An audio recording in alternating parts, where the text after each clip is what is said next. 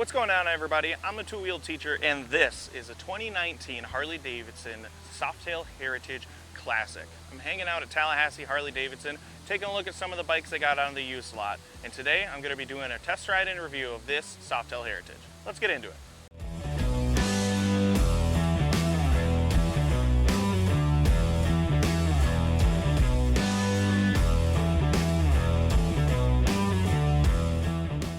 So if you've been paying attention at all to Harley-Davidson's marketing and to their website, you're actually going to find that the Softail Heritage has been moved out of the Softail family and into the touring family of their bikes. Now, this is sort of a departure from the norm for Harley-Davidson because typically families of bikes have been divided based upon what frame they use in the construction of the bike.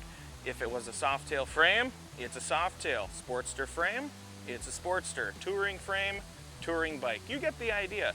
Now Harley seems to have moved to an identification system based upon what sort of purpose does the bike serve. And if we're being honest, the Softail Heritage definitely ticks a lot of the boxes that we consider associated with a touring bike. Let's take a closer look.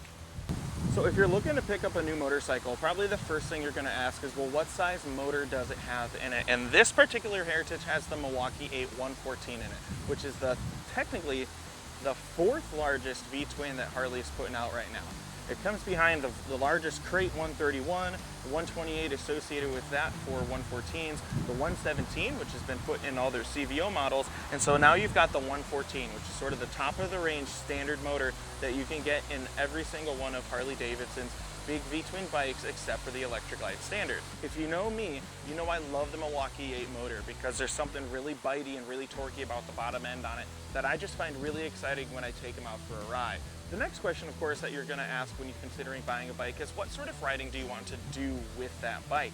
A Heritage Softail typically is going to check a lot of the boxes that people want to check when they buy a bike that they're going to do some long road trips on. Let's take a closer look at some of those features. So when you're doing road tripping or touring style riding, pounding through hundreds of miles in a single day, there are some creature comforts that you're going to want afforded to you. And when it comes to ergonomics on a touring bike, there are a handful of things that I look for that are really important. Number one is going to be the seat.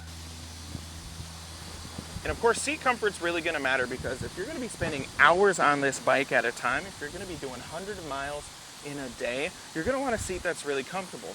Most people, when they walk into a dealership, when they go to figure out if the seat's going to be comfortable, they'll usually press on it to see how soft or how firm it's going to be. And this can be a little bit deceiving because how soft or how firm it is, you might be thinking the more comfortable seats are going to be softer, when in all actuality, the softer a seat is, the shorter amount of time it's going to take before you sort of depress it down all the way to the seat pan, and before you know it, it's going to feel like you're sitting on steel because for all intents and purposes, you kind of are. Sitting down on this Heritage, the seat is actually pretty firm. It's got some good pushback, but I feel supported. I feel really, really comfortable. And the overall ergonomics to begin with are really, really comfortable. You've got these large footboards, which are going to be accommodating for boots. You've got forward controls, not so forward on the frame that you feel stretched out, but you know, they're right there. You've also got these sort of like miniature ape hangers that are just really comfortable. Put your arms out, you kind of go, and there you go, there's where your hands go. So it's got a really comfortable seat, it's got really comfortable and accessible foot controls, but one of the most important things to consider when you're going to be doing long interstate rides is wind fatigue, which is pretty much the main reason that I picked up a Street Glide with that big fairing up front so that most of the wind can be pushed around my body and I'm not going to be spending as much time being mentally sort of focused on how tired I am fighting wind resistance. And the Softail Heritage provides a great solution for that, and that is Harley's quick release windshield. Now obviously if you're going to be taking it out and doing some highway miles, this windshield is going to come in clutch because it's going to keep most of the wind moving around your body. You're going to get less helmet buffeting and you're going to spend less time on your ride fighting that sort of wind fatigue that you usually run into after a few hours on the road. But maybe you're thinking, the windshield is big, it kind of looks clumsy, it kind of ruins the lines of the bike, I'm not going to want a windshield on the bike all the time, and that's totally fine because this particular windshield comes off with Harley's quick detach system, and I personally think it looks great on the bike and off the bike. Now of course the next thing you're going to want to consider if you're going to be doing some touring riding is how much luggage can you bring with you on that bike. And of course, other than strapping stuff to the back fender, one of the things you're going to look for are saddlebags, and luckily Heritage Softail all come with these really cool soft saddlebags here. These soft bags are fully insulated and waterproof.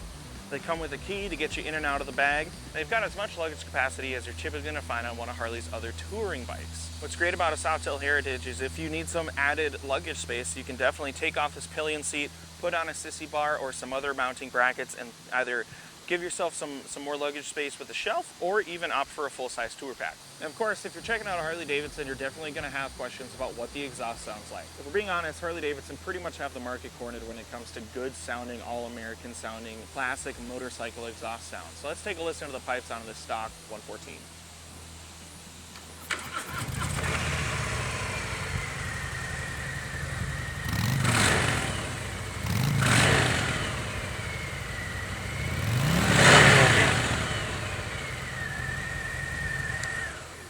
Alright, so that's my walk around and review of some of the features that come on a Softail Heritage. Let's get it on the road and see how it compares. Right off the bat, this thing is comfortable. Really comfortable. Got an Instagram follower, Mitch Impossible, and I put out an Instagram post with just a collage of the bikes that I could be taking a look at this week. And I asked, which one of these bikes should we do first? And he said, do the Heritage, but be careful. He said, I went up and I test rode a Heritage, and I traded in a bike right then and there to get it. I can definitely see why. First things first, this bike is crazy comfortable. That seat is definitely a step up from previous seats that Harley had been putting on their bikes. This is crazy comfortable, really supportive.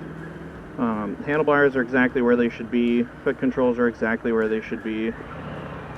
There is basically no vibration. As soon as you get the motor up to cadence, like the vibration on the handlebars is almost zero, and the vibration through the footboards is pretty minimal. Now I'm only doing about 45, so I've got more highway in front of me. I should be able to get it faster and really see how it feels at a quicker pace. But just my first impression is that it's a really comfortable feel, really balanced motor, and it doesn't feel huge. I used to think that my very first bike was a Dyna, so I just assumed that as bikes got more expensive, frames got bigger, and by the time you got to a touring bike, it would feel like you were on a two-wheel tank. And so I thought Softails would just all feel like they were huge bikes, and the fact is, this does not feel big. It doesn't feel unwieldy. Planted, in control, really comfortable. Don't know if I mentioned earlier, this bike has Daymaker LEDs, both as the main headlight and as the auxiliary lights. And obviously I don't do bike reviews at night in the dark, but if I were to, we'd be able to see really well, because these LED headlights are just incredible. Amazing visibility. So we're cruising at about 60 at this point, and vibration is almost nothing in the footboards, and it is basically nothing in the handlebars. And the reason I bring up vibration is, again, this is the sort of bike that, chances are, if you pick up this bike, you're looking forward to being able to do some interstate riding, some touring rides. This is not just your commute, comfortable back to work. This is a bike you're going to go through hundreds of miles in a day in.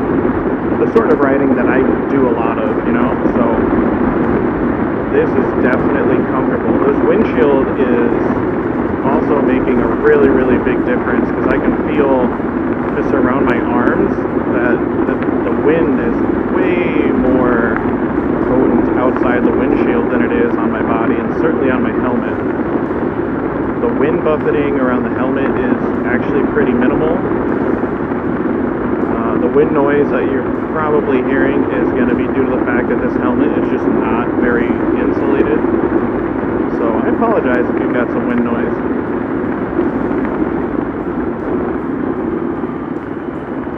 But yeah, in this 114, I love them because you never have to worry about running out of power. You're going to have torque all over the rev band. Ooh. The shift travel on this shift lever is maybe an inch and a half. The shifts are just so smooth. Holy cow. Now, the one thing I am missing is a heel toe shifter. They quit putting heel toe shifters on touring bikes, I think in 2018, 2019. Maybe that was for 20. I actually think that was for 20. I think I remember watching a Matt Laidlaw video, I'm pretty sure. So that just must mean that maybe it was only an option on a Heritage. I do love my heel toe shifter. I think since it's on my Street Glide, I've just gotten in the habit of using it pretty often and assuming that it's there. So I did notice that pretty much right away when I sat on the bike and got it going. Oh, you don't have a heel shifter, which obviously isn't a deal breaker. Now, the previous owner decided to invert their rear view mirrors, which is different. I haven't been on a bike with that yet. They're not, usually you see that with really tall bars. These aren't tall bars, these are the stock hangers, which is interesting. It handles really well.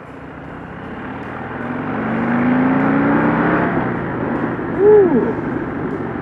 And that 114 is just all the motor you're ever going to need. It really is.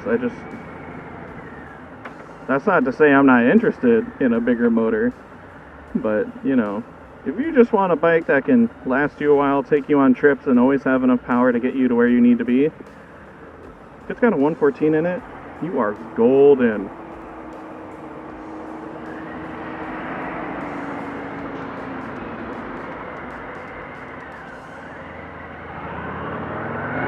Look at that U-turn and around, and we are up to speed. Ooh. Been working on those U-turns too. So Mitch, you might have been right.